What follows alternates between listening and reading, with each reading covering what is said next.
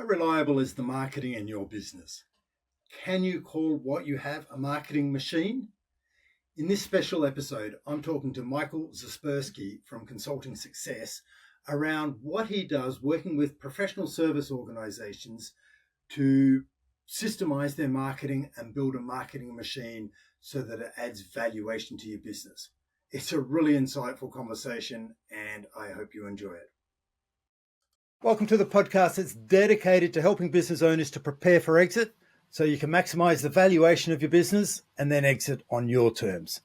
This is the Exit Insights podcast presented by Succession Plus. I'm Daryl Bates Brownsword, and today we've got a slightly different but special episode, and I'll explain that in a sec, but I've got Michael Zipursky joining me today. How are you, Michael? I'm great, Daryl. Good to be with you. Great. Michael, look, we are running and starting a special series on some of the functions of the business and some of the systems and the key systems in the business that are critical to the overall operations of the business, but they still contribute significantly to building the valuation of the business. And one of those key systems as we see it is building your marketing machine so that you've got a ongoing, almost lever-driven, reliable source of leads that you know how to activate and generate for your business that are positioned and generate to a flow for the sales team to actually activate and, generate revenue for the business. And in a recent conversation we had with together, you said, well, hey, that sounds like something that I know all about. And you do it a lot for consulting businesses. Is that right? Why don't you give us a little bit of background about what you do and I guess what's your background in building marketing machines? Sure. Yeah. I mean, our company is Consulting Success. We've worked with thousands of consultants all around the world, help them to build more profitable, strategic, and really, helping to scale and grow their consulting businesses. So I've been building consulting business for the last 20 years, 15 now years, working with consultants, and marketing is probably the biggest challenge that any professional services firm has. It tends to be a big challenge for, even people outside of professional services. And I think Today we'll talk about, building the marketing machine from my experience, which is really about professional services and consulting businesses. But the foundation or the fundamentals of marketing, in many cases, do apply well beyond that into different industries and sectors. Yeah. And before we jump into the machine, you mentioned you've been doing it for 15 plus years at least. Over that period of time, have you noticed any differences in the way marketing occurs in industry? Yeah, I mean, there's lots of changes. Marketing is one of these things that, I mean, if you really study it and pay attention to it, there are elements of psychology that, may appear that they don't really change. They're timeless. And I believe that there are many of those principles.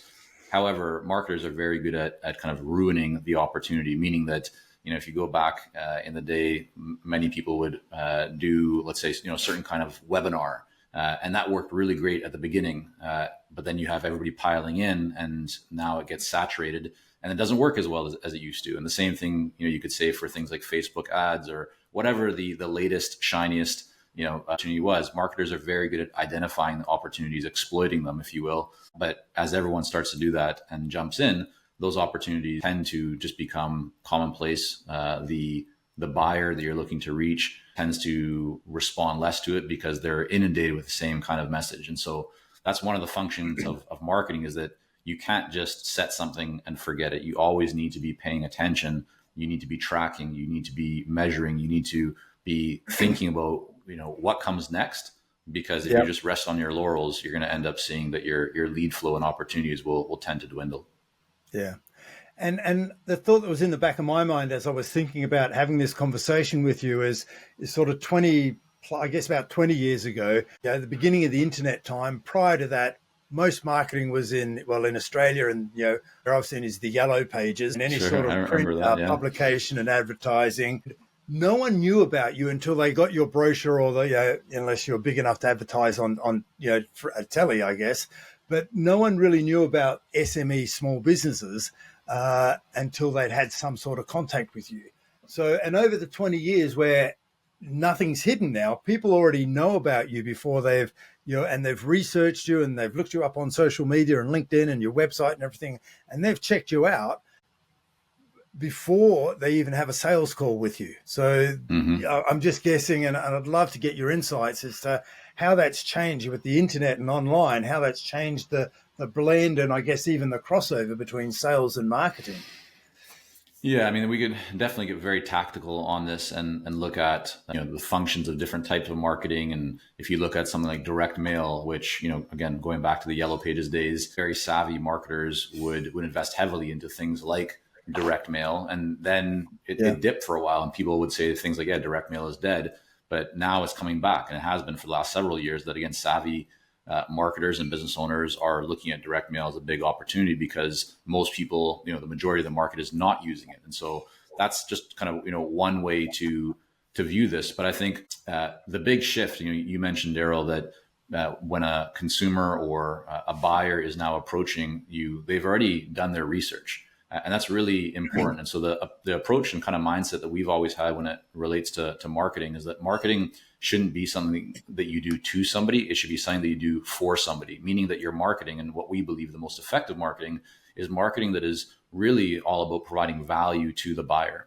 So for you as a brand, if you're always creating, valuable resources, or you're just getting in front of your ideal clients and you have content, you have assets that help buyers to essentially sell themselves on you, because you're conveying and communicating and providing so much value that when they reach you, the question is no longer, can you help us, right? Or are you good at what you do? Your marketing has already done that for you. It's already provided that level of credibility and kind of communicated that expertise. So now when somebody reaches out to you, the conversation isn't so much about you having to try and persuade about your credentials. Those already have been established. It's now just about, is this the right fit for our specific situation? And so that changes the dynamic when done well for the whole sales team as well. Cool. So I'm sitting here, Michael, and I'm listening to you define a bit of, and lay some groundwork and foundations around marketing and principles. And I'm thinking we should go through the process of a business owner sat there and they're thinking, hey, look, I need to build a marketing machine. The guys have dropped this term marketing machine. I love the idea of having some sort of crank handle that I can put some input in the top of the funnel, turn the handle and know exactly what's going to come out of the funnel. And if we're going to design that marketing machine, perhaps we should start with and get clear on your definition for marketing. I think you just started to touch on it there, but let's start with a definition so we can really be clear for business owners really looking to get their head around this. Yeah, I mean, the way I view marketing is really all about getting in front of your ideal clients, making them aware that you exist, but also already, pre-selling them, not by doing something.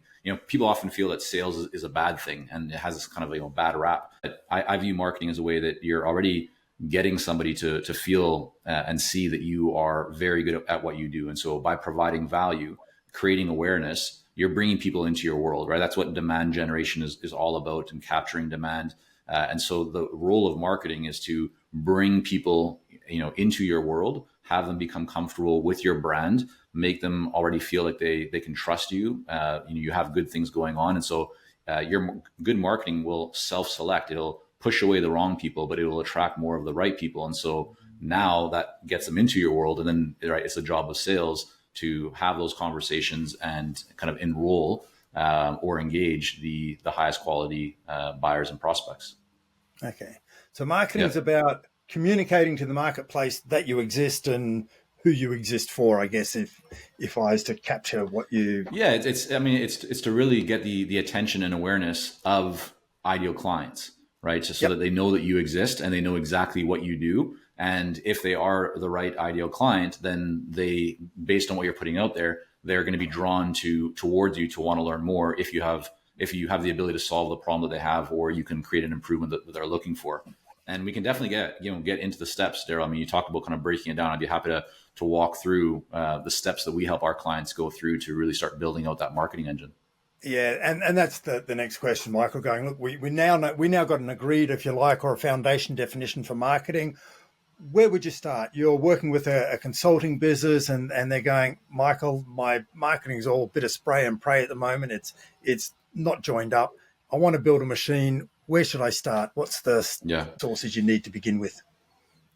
Totally. I mean, we see that this all the time with clients who come in and they say things like, I have a marketing problem or a lead generation problem, and inevitably, what we always look at is kind of going back to square one and viewing or reviewing some of the foundation. So the first element in effective marketing is what we call ideal client clarity, meaning that you need to be really clear on who your ideal client is. And this is true whether you're just starting. So we have people who are, brand new to consulting. This is critical for them. We have also people who are running, 7-figure consulting businesses, and they've got to that place just on the back of referrals in their network. And now they want to get to that next level, but they don't have an actual intentional, proactive marketing system. And so it's also important for them to do this exercise. Saying, ideal client clarity is not about, a statement of we work with small businesses or, we help even manufacturing companies. All that is too broad. You need to have real clarity on exactly who your ideal client is to the level of what does that person, look like? What are their pain points, their problems, their, what's top of mind for them? What's their job title? Where are they located, geographically? What size organization do they work in? Right? Like the more that you understand exactly who that ideal client is, and not only say what they have, what characteristic wise, but also what they don't have. The clearer that you are on that, the easier it becomes to market effectively to those people. And this is a really, it's a hard thing for many people to do because it's an exercise in subtraction, not in addition. And in business building, the idea of addition is usually one that's easier. It's like, let's add these things. Let's bring in new ideas. That's easier to do. It's harder to subtract. It's harder to take things away because psychologically you feel like you're losing potential market share or opportunity. Yet when you study the most effective and most successful companies in almost any industry, the way that they kind of got to initial levels of scale and hyper growth was by subtraction, not by addition, right? They removed things, got hyper kind of focused, and that allowed them to really connect and land, take Stripe, the payment processor. If you go look at their website today, it'll say things like, payment processing for like all types of businesses, everyone around the world. You look at large consulting firms, same thing. They have 25 different capabilities, and people look at this and go like, oh yeah, they do everything for everyone. It's like, well, that's true, but these are because they're, $1 billion+ organizations. They have the resources. But go back in time when these companies got started. And in Stripe's case, as a payment processor, they did payments for developers because they clearly saw that PayPal and other payment processors were not focusing on the developer marketplace. They were, providing more general solutions. They were actually a pain in the backside to work with if you were a developer. So they carved that market out. That's what allowed them to really get traction. So for everyone, who's joining us right now, there's always an 80-20, right? And so getting really targeted around who is that true dream client. That's step number one. And then step number two is once you've defined the ideal client. Yeah, go ahead. Before you go to number two, Michael, Sure. I'm just wondering, what I heard you say is we really need to focus in. And if we're talking about small consulting businesses, you got to take away, and really refine in on who your ideal target client is. I'm just wondering what sort of resistance or pushback do you get from that, from business owners when you go, this is the ideal approach if you really want to be successful? Yeah, so I'd say there's two levels of pushback that typically kind of come up here. The first is from those who are maybe earlier in this kind of earlier stage in this exercise, and it's just more the fear of, well, I'm saying no to a lot of potential opportunity, and that's you have to say trust the process, and even just study and look at others that have been successful in this area. This is what they've all done, and what you're feeling, that hesitation, that fear, is completely normal, and they just have to kind of get over it and trust the process. For those who have been in business for a period of time, you just look at the numbers. The numbers don't lie. So what we take our clients that are at a higher level and have more track record. If you do an analysis of your client base, if you do a profitability analysis or analysis by project type, you'll start to see that you might feel like everyone's equal, but you're going to find that there's actually a smaller group of clients that have certain characteristics that, for example, maybe it's a much smaller number of clients, but they provide the majority of your revenue or of your profit. And so then you start to go, okay, well, what makes these clients unique? What characteristics do they have?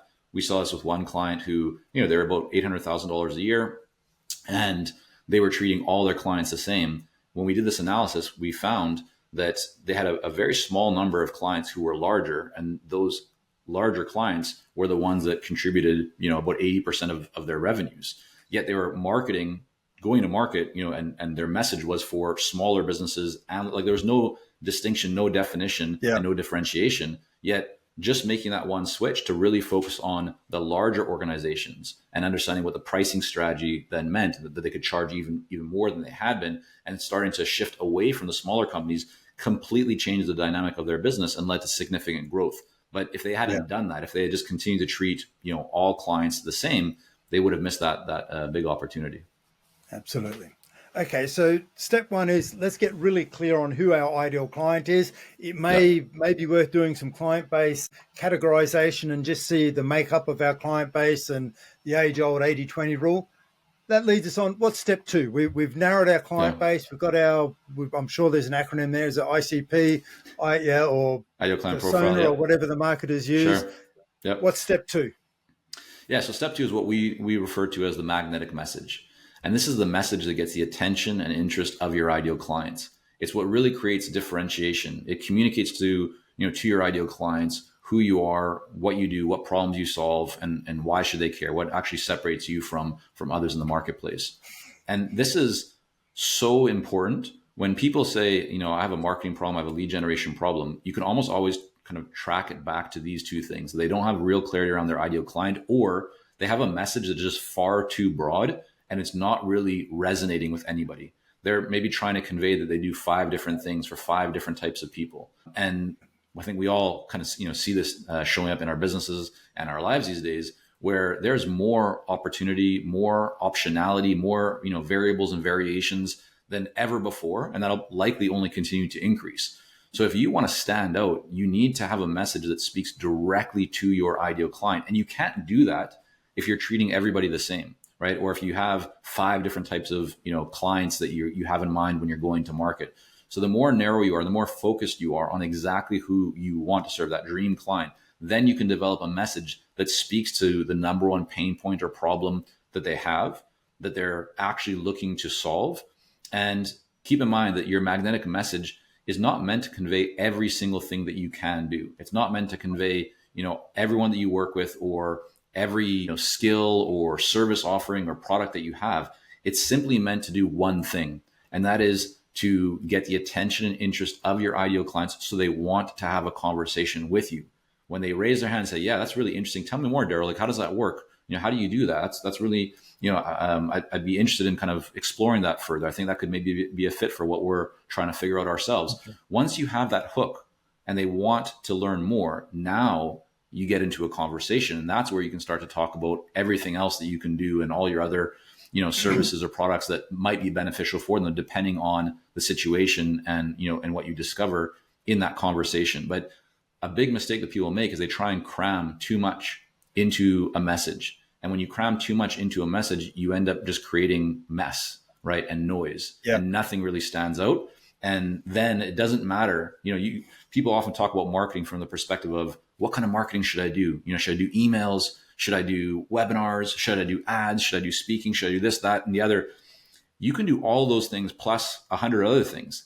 But if you're not clear on who your ideal client is and you don't have a message that really gets their attention, you're not going to see a lot of response. We had one client who had studied search engine optimization, and they were creating lots of content because that's what the quote unquote gurus online told them that they should do. And they were seeing they were building their list, they were getting more people into their audience, and all those good things were happening, but they weren't generating any more leads.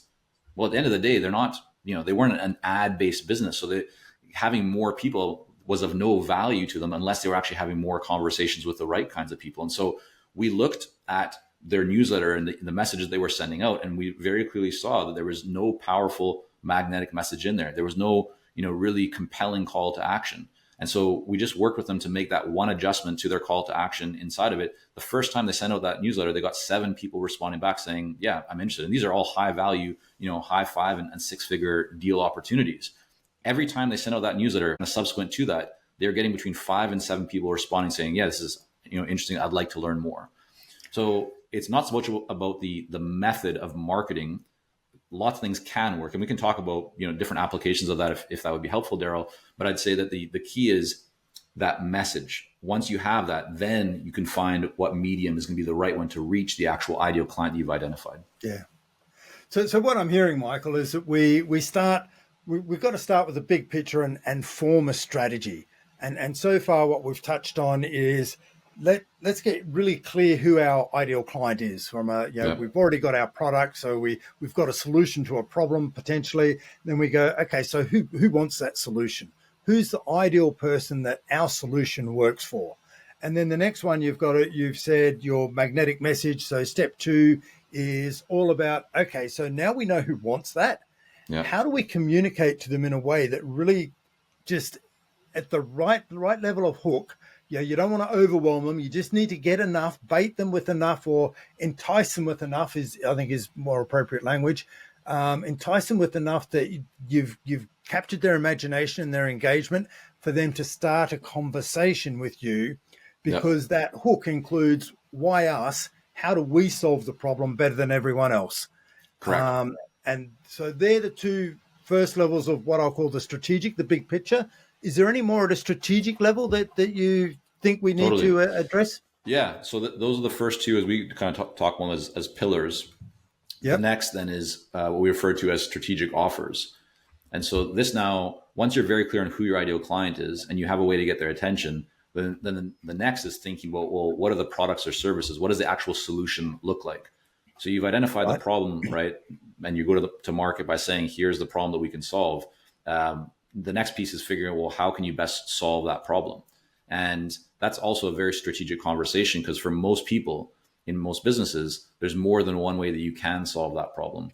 But if you try and come at it from too many different angles and you have too many different offerings, again, that creates a lot more waste and complexity. And it's really hard to scale complexity. When you talk about this idea of, I know for the work that you do, Daryl, in your company, right? Your focus is on increasing the value of companies, making them so they can sell right more effectively and at a higher valuation.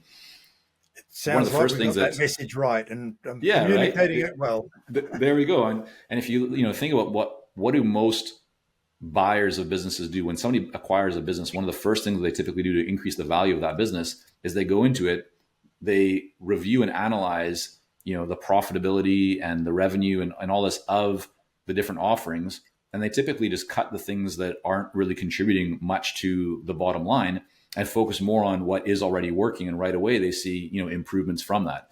So this is a part of the strategic kind of conversation to figure out, well, if we're clear on our ideal client and we have now a way to get their attention, what should we offer them? And why, the conversation around the offers is directly connected to who the ideal client is.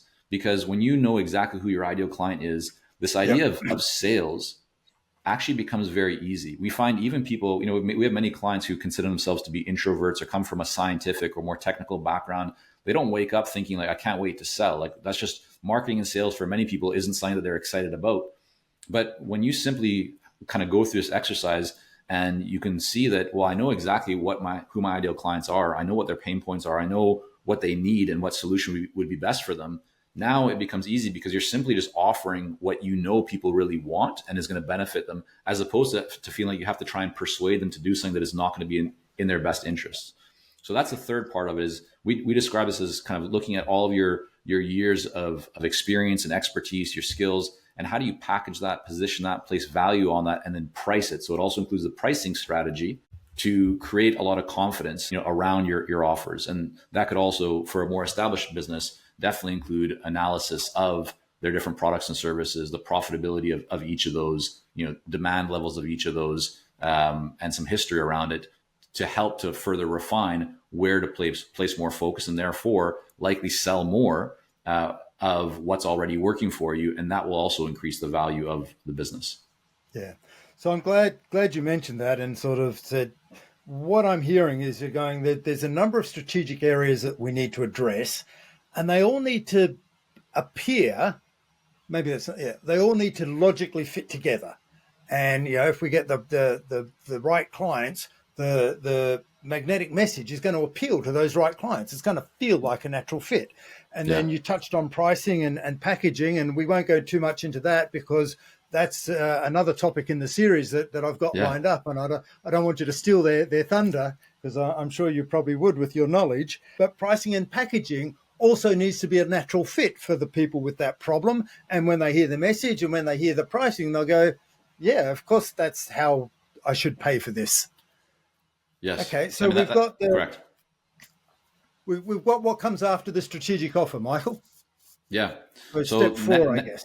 yeah, step four, the fourth pillar is really what we now talk about as the marketing engine.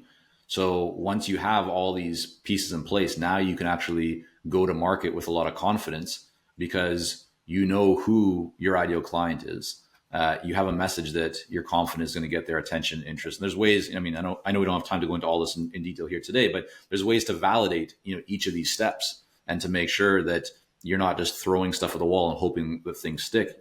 Again, the validation helps with this. But the marketing engine now, because you know who your ideal client is, you can be very strategic in how you actually go out and build your marketing engine, right? When you know that you have a certain type of ideal client, let's say that they're a VP of operations in a manufacturing company. Well, now it's very easy to go, what conferences do VPs of operations in manufacturing companies go to?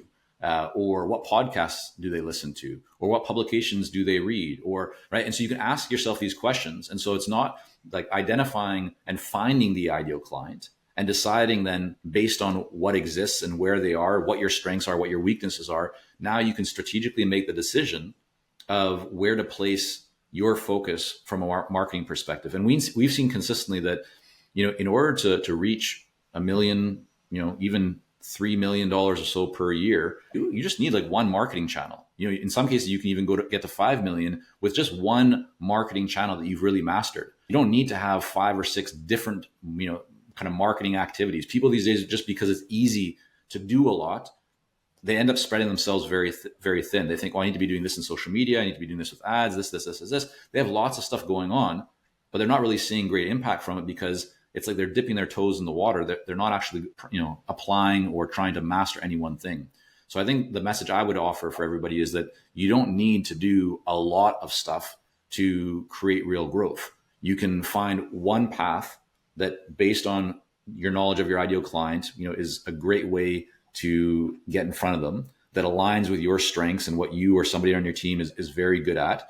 And you go after that. And you just work on getting that better and better to the point of where you feel like, hey, we can't really do much more with this. Now you look at adding on another channel. And so you might start off by focusing on just attending events where your ideal clients are and just doing that consistently because you see that it works really well. You get a bunch of leads every time you do it, or somebody on your team does it, and you max that out and go, okay, great. We're now at $2 million a year. I feel like we're kind of maxed out here. Maybe we have a system in place for it so that I, the founder, am not doing all the speak anymore. Maybe I have others on my team doing it. So shifting reliance away from the founder, which is also very important when we talk about, valuation, selling the business. And then you add in another channel. Maybe it's, okay, let's get really good at LinkedIn ads, or let's get really good at partnerships.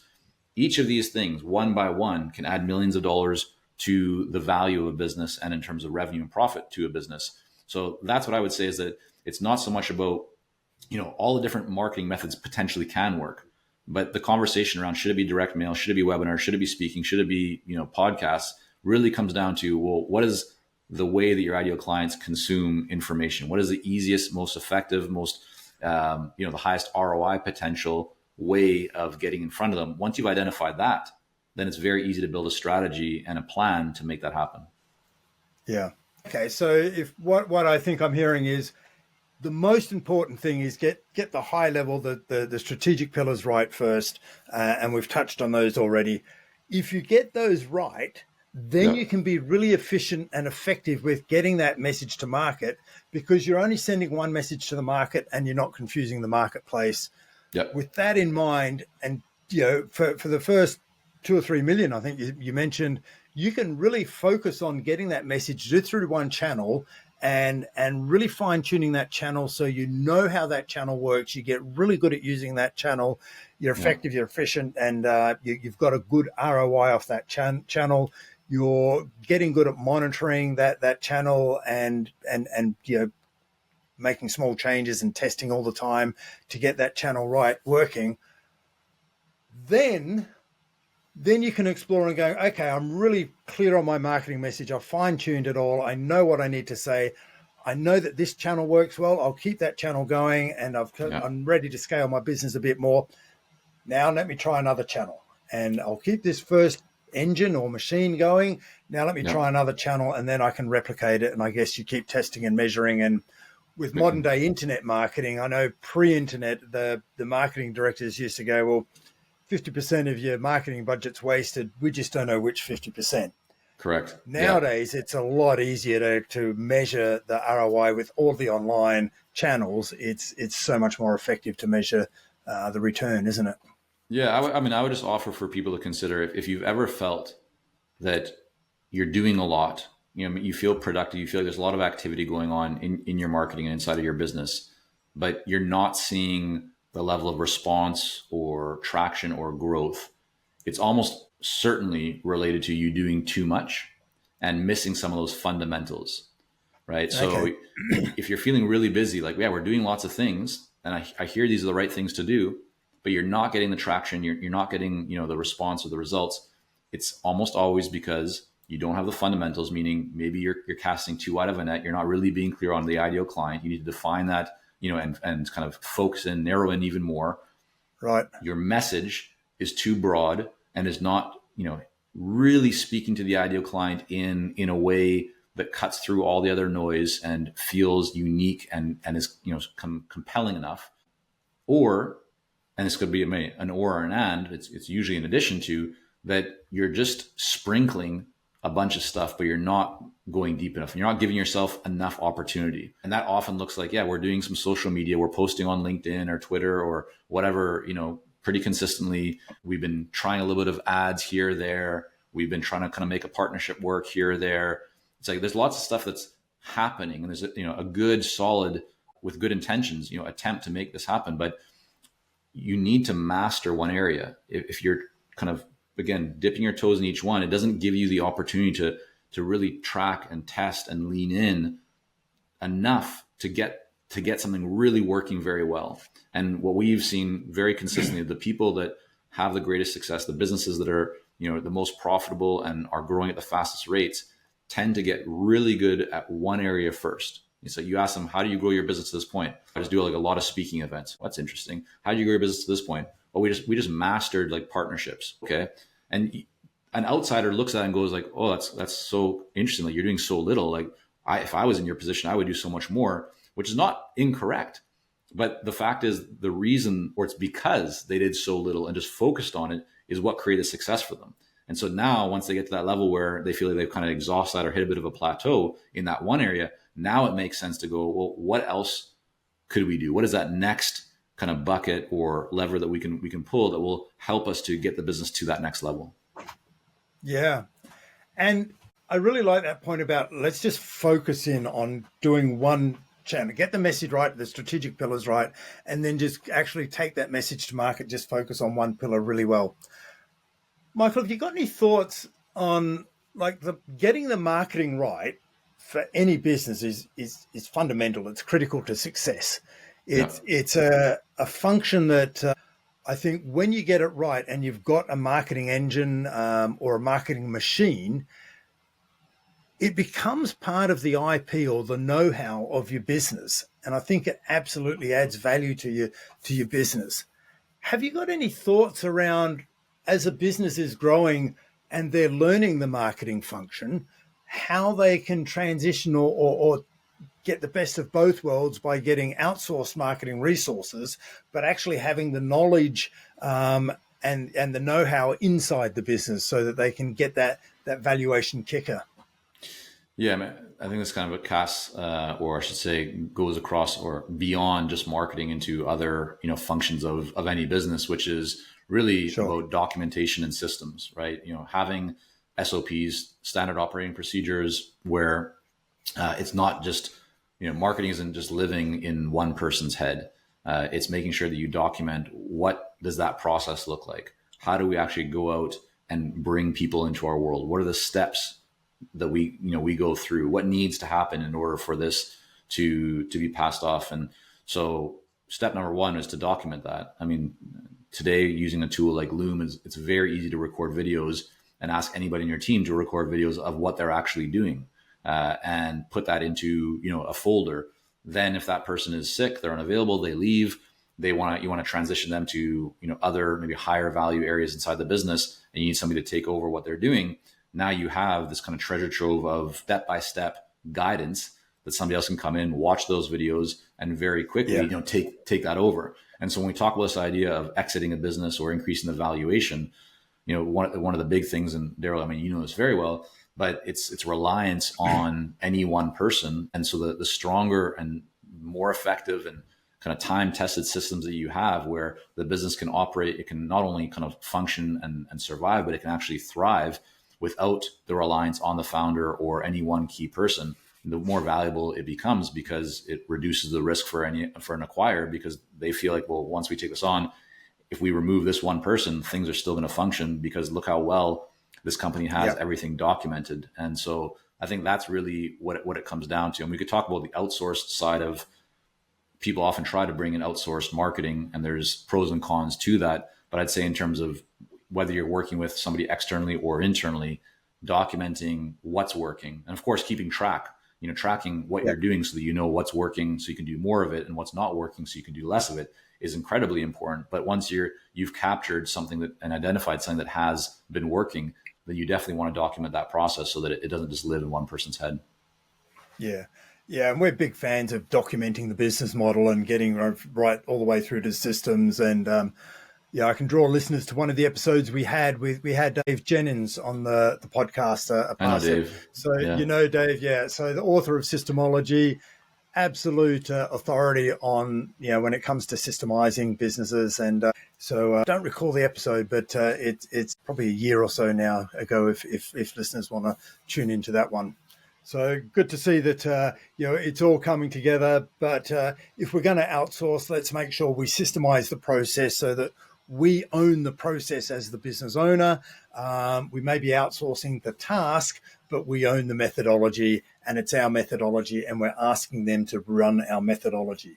Is that sort of summarizing what you were expressing? Yeah, I mean, I think so. Definitely when it's an internal person, whether they're a contractor or part-time or full-time, having them document what they're doing is, in any function, is incredibly important for the business. Sure. When you're working with an outsource, let's say you're working with an agency, there may be parts of their process that you can't document because it's their IP. But I think it's worthwhile to have that conversation with anyone that you're working with, to try and understand as much as you can and document as much as you can what's working, what isn't. So you might not be able to actually document exactly what they're doing, because that might be their own IP and they may not want to share that, which could be understandable. But having conversations and asking the questions of, like, what kind, let's just take maybe advertising. What targeting is working best right now? What ads, what headlines are working best right now? What creative graphics are working best right now? So you, as the business owner or your team, should be documenting that and keeping track of it, because if for some reason that agency is no longer available, something happens, you want to be able to say, hey, we have the elements, we know what works. And then it just becomes easier for you to bring somebody in to kind of take over or keep that running. So I think regardless of whether it's internal or external, having conversations around that, documenting it, is still incredibly important. Yeah, thanks. So, Michael, I've got, what about referrals? You're working a lot with consultants and professional services, and it's not uncommon. I often hear it. They go, well, we don't need to do marketing. We got all our work from referrals. And to me, I gasp and I go, okay, so how do you control that? Do you have a mechanism? Do you have a machine, Mr. Client, around how you generate referrals? Or are you just sitting back and hoping and waiting? Yeah. How do referrals work? Do you have an engine to generate referral leads? What are your thoughts on referrals? Yeah, we do. I mean, you're 100% correct on this, that the vast majority of people especially in professional services, get their business from referrals. And most of those people have a very passive approach to them, right? They wait for them to come. Yeah. When they do, it's great. There's very few people who have a proactive, system and process. They're not strategic with referrals. And so that's really an opportunity. Now, all this being said, there's there comes a time in almost every business where the referrals that you used to get, you no longer get at the same level. The flow, it's kind of like I call it like referral well, starts to dry up. And so either it's just because of people have, changed, there's different organizations, your relationships aren't as strong as they used to be. And so that's one kind of reason, is that just naturally the amount of referrals that you got prior, you may not be getting today, or might not be getting in the future. So that's number one. But number two is people often, or I should say, realize that in order to get to that next level of growth in their business, they can't rely only on referrals. All right, referrals are great when they come, but it's not something that you can control. So if you want to achieve greater growth, you need a way that that you can control. Essentially, that if I put $1 in, I'm going to be able to get $2, $3, $5 out, and then I can put more. Instead of putting $1 in, now I'm going to put $10 in, and put $15 in, and $20 in, right, and so on and so forth. And so referrals are great, and you should cherish them. You should value them. You should do everything that you can to get more of them. And I've talked to many business owners, especially in the professional services world, consulting world, where they're a 5 or 10 or $15 million business, and the vast majority of their business still comes from referrals. But what's interesting is when you kind of peel the layers of that story back, it's not just that they're doing great work that people come to them. They're also doing other things that support referrals. And so they might not think about it in terms of, we're doing marketing, but they're speaking, or they're going on podcasts, right? Or they have a plan with their team members and employees to go out and, bring in new people, or, they're hosting events. So they are doing marketing. It's just not, maybe they don't view it as marketing directly. But I think for anyone who wants to ultimately be in control of your business, right? Referrals, again, are great when they come, but if you're just waiting, then you don't have control over, your lead generation. You don't have control over your marketing. And just because you've gotten great business to this point through referrals doesn't guarantee that you're going to have that going forward. And, I can't tell you, Daryl, a number of clients that I've spoke to over the years who will say things like, our business is just, it's doing so amazing right now. We have more business than we can handle. I'm booked out for the next 6 months or 12 months. I think I'm just going to take my kind of foot off the marketing gas pedal, because things are just in a really great place. And then in almost every situation, something unexpected will happen, whether it's the economy or their clients. A client will pause. A client will say, hey, I think actually we can't really do this right now. Something will come up, and then they've lost their momentum, right? They don't actually have now the level of business that they were expecting. And so the advice I always offer to people is, regardless of where you are in your business, earlier stage, you're going to need to push harder on the marketing pedal to get more momentum going and to accelerate. But even when you're very well established, you should still always be, applying some pressure to that marketing gas pedal, because what you're doing today isn't going to create results for you tomorrow. What you're doing today is going to create results for you in 90 days or 120 days from today. And so it's really critical. I'd say, referrals are great, but they're not something that you ultimately control. And so investing in your marketing and, working on that consistently is really the way to ensure that your business will continue to grow regardless of what's happening around you. And in many cases, there's things that you can't control. Yeah, that's really sage advice. Always be marketing, because if you don't, you'll end up on that boom and bust, client roller coaster, and that's chaos for any professional service business. Michael, look, you've covered so much ground, and you've given us so much good structure around building a marketing machine and getting those strategic pillars right first, and then applying the message and communicating that through one or more channels, but really sticking to the focus and not straying too far. Yeah, that's me, I guess, summarizing it and just capturing what I've heard the key points are. I'd love to know what are the messages that you want to make sure that listeners walk away having heard from you and your sharing of your knowledge today? Yeah, well, one principle that we share with clients all the time is this kind of concept of imperfect action. That it's really easy when you talk about marketing to kind of get lost in trying to perfect everything, to have the website fully updated, to create to polish the marketing materials, just kind of, it goes on and on. Yet at the end of the day, what matters most is not what you think. Like, you can create the most elaborate plan for your marketing and go to market and find that it doesn't work. And so we're very big believers in go out and test. if you have an idea of, let's say, a new message that you're developing or a new email campaign or whatever it might be, go out and put it in the market. Don't overthink it, right? Of course, test with the initial small group, but look at what the actual results tell you, because you can have the best plan, but the person who actually decides whether your plan works or not is the end client, right? You're going to learn very quickly when you go to market whether what you've created resonates and creates the response and result that you want. And if it does, fantastic, right? Then lean into it and do more of it. If it doesn't, then you go back and you think, well, what else could we change here or try? And so that's a mindset that we've seen work really well for people. And especially in the consulting world, most consultants tend to be perfectionists. They tend to be kind of quite conservative, and they don't want to, make mistakes or the wrong kind of first impression. And so they spend a lot of time trying to get things just right, but they spend too much time doing that, which means they're wasting time not going out and actually getting the feedback that matters most. So that's really what I would encourage people to do, and kind of layer that mindset on. It's not just about throwing stuff at the wall and seeing what sticks. It's being strategic, kind of going through the pillars and process that I talked about. But then as you're doing that, testing along the way and getting feedback and having conversations with the actual market. Get it out to market quick and test it and get real customer feedback, rather than what you think is the feedback is the message by the sound of it. Yeah, definitely. Brilliant. Michael Zipursky. So, Michael, look, I really appreciate you sharing your thoughts on how to build a marketing machine. Getting this right is critical for any business if they want to get close to maximizing their valuation. Thanks for being on the Exit Insights podcast today. My pleasure. Thanks for having me, Daryl. I hope you enjoyed this episode of the Exit Insights podcast. And if you have, now's a good time to subscribe and make sure you get notified of all future episodes. Now, if the topics have raised questions about the value potential in your business or how you will exit like a boss, then contact me and arrange a free strategy call where we can discuss what's required for you. Otherwise, if you'd simply like to learn more about how to prepare for when you want to exit, then you can download a copy of our ebook called It All Begins with Insights. The link is in the show notes.